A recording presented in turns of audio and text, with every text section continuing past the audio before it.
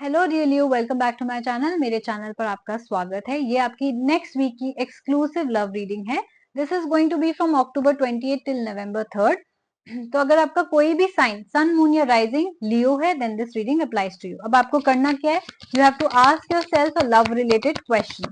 तो चाहे आप सिंगल है, मैरिड है, रिलेशनशिप में या कॉम्प्लिकेटेड सिचुएशनशिप में, this reading still applies to you.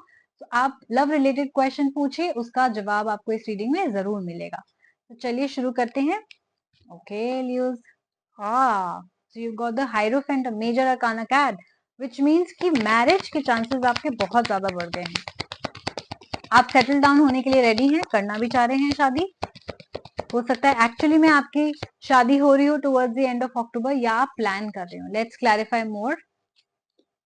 Yes, definitely. Okay, so you have got the 6 of Suns and the 6 of Moons। तो हो सकता है आपको 6 ऑन द वॉच बहुत ज्यादा दिख रहा हो, सो प्लीज उसका गूगल करके मीनिंग जरूर देखिएगा, आपको बहुत रेलिवेंट लगेगा। 6 ऑन योर वॉच, कोई भी एंजल नंबर्स आपको दिख रहे हैं बट 6 बहुत रेलिवेंट होगा आपके लिए, राइट। आपका और आया है hierophant and the 4 of Moons as well. अब ये दोनों आप कार्ड देखिए, एक प्रीस्ट है और एक हाइरोफेंट है, विच मीन्स ट्रेडिशनली आपकी शादी होना, विच मीन्स सारे रीति रिवाज को फॉलो करना, सेरेमनीज होना, सेलिब्रेशन होना, बहुत सारे लोगों का इन्वॉल्व होना, विजडम वाले इंसान का। सो प्रीस्ट, पंडित, जो भी हमारी लाइफ में बेसिकली जो हमारा जो शादी करते हैं, जो पूजा पाठ करते हैं, वो चीज कौन होते हैं? दीज पीपल आर एनलाइटेंड, उन लोगों के अंदर बहुत नॉलेज होती है। ऐसे लोगों से आप एडवाइस ले रहे हैं। सो आई डू सी कि you are surrounded by people जिनसे आप बहुत ज्यादा एडवाइस ले रहे हैं अबाउट मैरिज। आपका कोई बड़ा हो सकता है, कोई नॉलेजेबल हो सकता है, कोई एस्ट्रोलॉजर भी हो सकता है जिसके साथ आप कुंडली मैचिंग करवा रहे हो, और ट्रेडिशनली मैरिज के आप बहुत ज्यादा प्लानिंग कर रहे हो, या अक्टूबर के लास्ट वीक में हो सकता है you actually getting down and getting engaged और गेटिंग मैरिड, या आप शादी की डेट्स निकाल रहे हैं। So celebration and traditional marriage ceremonies में होता हुआ जरूर देख रही हूँ। I do see that now you are somebody who's going back home, right? Who's tired, who's seen the world, जिसने दुनिया घूम ली है, बहुत लोगों से मिल लिया है, बहुत हार्ड वर्क कर लिया है। Now you want to settle down. अब आपको भी सेटल डाउन होना है, आपको भी शादी करनी है, आपको भी बच्चे पैदा करने हैं। So आपकी वो थिंकिंग अब चेंज होगी। हो सकता है कि आपके लास्ट पास में रिलेशनशिप्स काम ना किए हो सकता है आपकी मैरिजेस वर्क ना हुई हो सकता है आप रेडी हो लेकिन दूसरा इंसान रेडी ना हो, या जस्ट आप दोनों की आपस में बनी ना हो। I do see कि finally you will be probably finding someone now जिसके साथ you finally want to settle down, चाहे आप खुद से मिले हो, चाहे आप पेरेंट्स के थ्रू अरेंज मैरिज कर रहे हो। I do see कि you are going to settle down now. You have started thinking about it कि मुझे भी कोई चाहिए घर में, मैं आऊं और मुझे कोई रिसीव करे प्यार से, किसी के साथ मैं टाइम स्पेंड कर सकूं, कोई मेरे लिए भी हो। That kind of thinking I can see. Now, to those who are new to my channel, please note that this is a reading directly from the book of Nostradamus. So, I am going to clarify the cards. 6 of Moons, I would like to clarify with Nostradamus. 6 of Moons for you.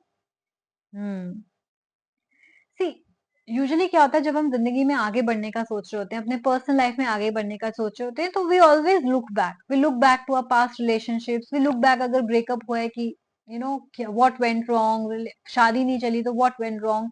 So second marriage के chances आपके हैं, नई marriage, first marriage के भी chances आपके हैं। Basically you looking backwards to see कि मैंने पास्ट में जो मिस्टेक्स करी थी मैं वो रिपीट ना करूं, राइट। और जस्ट टू सी कि how far you have come. तो मैं देख रही हूँ आप नॉस्टैल्जिक भी फील कर सकते हैं इस टाइम के अराउंड। मैं ये भी देख रही हूँ कि अ, जब हम शादी की आगे बातें करते हैं तो बहुत सारे चीजें भी क्रॉप अप हो जाती है। When two people have been together for a very long time, maybe आप किसी के साथ ऑलरेडी कमिटेड रिलेशनशिप में हैं एंड आप आगे शादी करने का सोच रहे हैं, तो क्या होता है कि बहुत पुरानी पुरानी चीजें भी आने लग जाती हैं, लड़ाई झगड़े की चीजें आने लग जाती हैं कि पास में तुमने मुझे ऐसे बोला था, पास में तुमने ये बोला था, या तुमने बोला था ये करोगे, वो सारी चीजें भी, क्वारल्स भी आने लग जाती हैं। या तुमने बोला था कि शादी के बाद मैं ये कर सकती हूँ, ये कर सकती हूँ, अब आप मना कर रहे हो, राइट। या आपने बोला था मैं तो यहाँ रहूंगी, या मैं इतनी बार अपने घर जाऊंगी, अब आप मना कर रहे हो। तो ऐसी बहुत सारी कॉम्प्लिकेशंस भी थोड़ी सी आपकी कॉन्वर्सेशन में आ सकती है, थोड़ी सी आपकी बेसिकली आर्ग्यूमेंट्स आपके पार्टनर के राउंड इस समय हो सकती है related to the marriage, but शादी तो होगी ही, राइट। 4 of Moons क्या कह रहा है, let me once clarify that as well. Yes,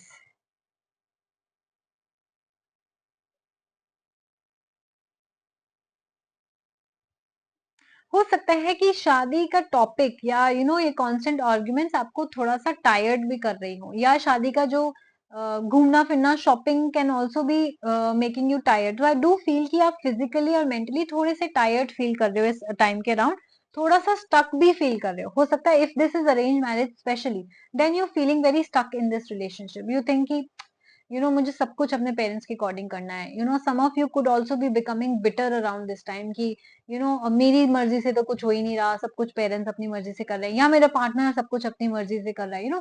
वो सारी कुछ कॉम्प्लिकेशंस भी हो जाती हैं। कई बार शादी में क्या होता है that we have plan something our way, कि हमारी डेस्टिनेशन वेडिंग हो, हम ये लहंगा पहने, हम ये करें, वो करें, बट समटाइम्स चीजें हमारे हिसाब से होती नहीं है।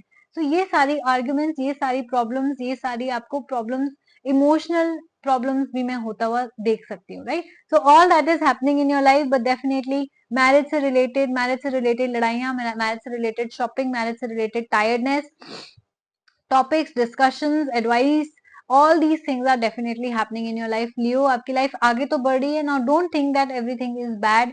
थोड़ी प्रॉब्लम्स तो इधर उधर आएंगी ही, that is okay. Resolve it, आपस में बात करो, पेरेंट्स से बात करो, पार्टनर से बात करो, try to come up with a solution जो सबको सूट करे, राइट? जो सबको कन्वीनियंट लगे। If that is going to happen, then everything is going to be smooth, alright?